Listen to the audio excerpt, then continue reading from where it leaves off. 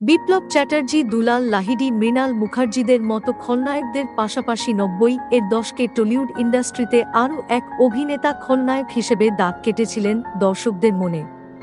তার চোখ দেখলেই শিউরে উঠতেন দর্শকরা। নাম তার সুমিত গাঙ্গুলি। প্রসেনজিৎ, মিঠুন, চিরঞ্জিত থেকে শুরু করে বর্তমান প্রজন্মের নায়ক দেব ও জিৎ, হিরণদের বিপরীতে কাজ করেছেন সুমিত। টলিউড ইন্ডাস্ট্রিতে বেশ কয়েক দশক কাটিয়ে ফেলেছেন সুমিত। বর্তমান সুপারস্টারদের প্রায় প্রত্যেকের সঙ্গেই তার দারুণ সদ্ভাব বজায় রয়েছে। তবে মাঝে মধ্যেই টলিউড সম্পর্কে বিস্ফোরক কিছু মন্তব্য করে সংবাদ মাধ্যমের শিরোনাম দখল করে নেন সুমিত। কখনো বলেন টলিউডের পরিচালকরা সব আঁতেল, আবার কখনো দেব ও জিৎকে বলেন হারামজাদা। তারকাদের বিভিন্ন সময় বিভিন্ন স্টেজ শোতে উপস্থিত থাকতে হয়। নায়ক নায়িকা খলনায়ক নির্বিশেষে সকলেরই ডাক পড়ে সাধারণের মাঝে উপস্থিত হওয়ার জন্য।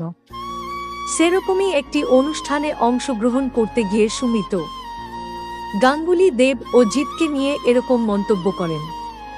যদিও তিনি কথা বলেছিলেন মজার ছলে। ঠিক কি বলেছিলেন তিনি বর্তমান প্রজন্মের দুই সুপারস্টার সম্পর্কে? সুমিতকে বলতে শোনা যায়, দেব আর জিৎ দুজনেই হারামজাদা। দৃশ্যের শুরু থেকেই আমায় মারতে শুরু করবে যতক্ষণ না আমি মার খেয়ে শুয়ে পড়ি।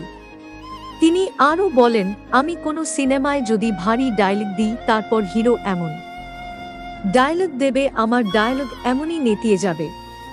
তারপর বলেন, হিরোর ডায়লগ শুনে মনে হয় বাড়িতে এনে খাওয়াই, আর আমার ডায়লগ শুনলে লোকের মনে হয় জুতোর বাড়ি দিয়ে দিই। সুমিত গাঙ্গুলি টলিউডে পা রেখেছিলেন হিরো হওয়ার জন্য। তবে কেঁচো খুঁড়তে কেউটে সিনেমাতে খলনায়ক হওয়ার পর তার জনপ্রিয়তা এতটাই বেড়ে গিয়েছিল যে তিনি আর নায়ক হওয়ার সুযোগ পাননি। এরপর একের পর এক জনতার আদালত, ঝিনুক মালা, সংসার সংগ্রাম, অন্যায় অত্যাচার, MLA Fatakesto, Yuddho, Ghatak, tiger, Debipaksha, challenge two, 100% love, হিরোগিরি, Le Halua, Le unlimited, Jor, I love you, minister Fatakesto, বলো না তুমি আমার, বিন্দাস, বেশ করেছি, প্রেম করেছি এর মতো সিনেমাতে তিনি অভিনয় করেন। সুমিত গাঙ্গুলি টলিউডের বর্তমান প্রজন্মের পরিচালকদের সম্পর্কে বিতর্কিত মন্তব্য করেছিলেন। তিনি বলেন, এখনকার যে সমস্ত পরিচালকরা কাজ করছেন তারা সবাই আঁতেল।